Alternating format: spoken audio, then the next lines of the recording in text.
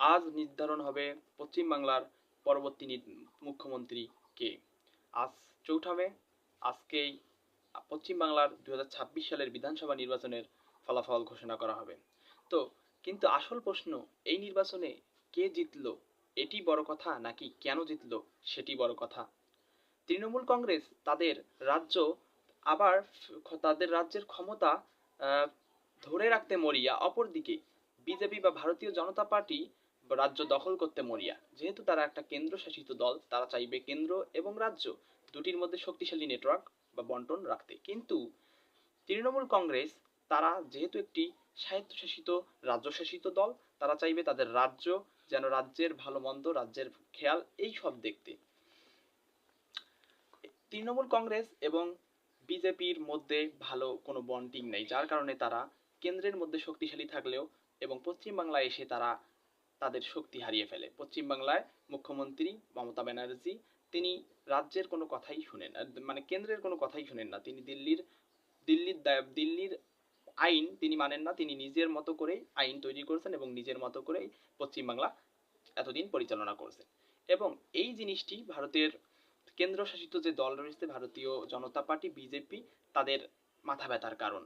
তারা চায় কেন্দ্র চলবে বা সব রাজ্যগুলোই চলবে তাদের অধীনে। তাই তারা এক এক করে সব রাজ্যেই তাদের ভারতীয় জনতা পার্টি বিজেপির মুখ্যমন্ত্রী বা তাদের মুখ্যমন্ত্রী গঠন করেছে।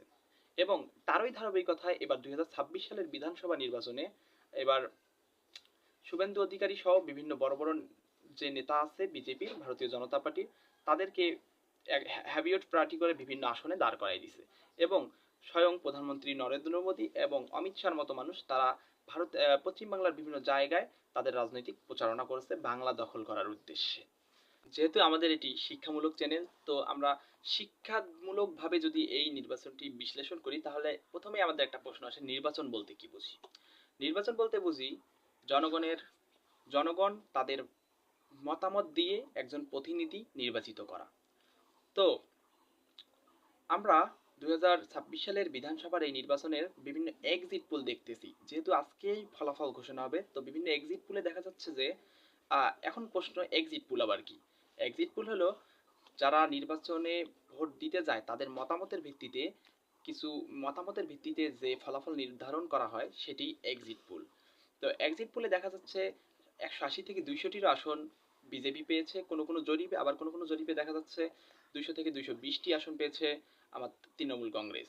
এই একটা কথা না বললেই নয়, এই নির্বাচনে কিন্তু ৯২% ভোট পড়েছে তৃণমূল, মানে ৯২% ভোট পড়েছে সর্বমোট, যা ইতিহাসের সর্বোচ্চ ভোট।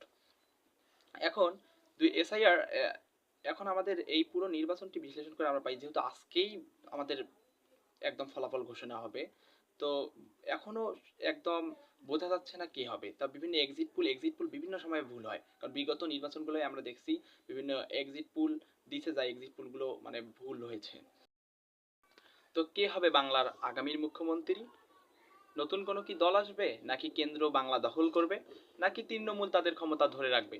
তো সব জল্পনা কল্পনা সব কিছুর অবসান হবে আজকেই। তাই আমরা আজকের মধ্যেই সব জানতে পারবো যে নতুন কোন প্রধান মুখ্যমন্ত্রী বাংলায় ক্ষমতায় আসতে চলতেছে। তার আগে আপনাদের মতামত কমেন্টে জানান যে আপনাদের মনে হচ্ছে কারা ক্ষমতায় আসতে পারে বাংলার মুখ্যমন্ত্রীতে। তো যাদের যাদের ভিডিওটি ভালো লাগলো, পুরো বিশ্লেষণটি ভালো লাগলো, তারা চ্যানেলটি সাবস্ক্রাইব করে ভিডিওটি লাইক দিয়ে কমেন্ট করে পাশে থাকতে পারেন এবং নতুন নতুন এরকম বিশ্লেষণ দেখতে পারেন। তো খোদা হাফেজ, ভালো থাকবেন সবাই।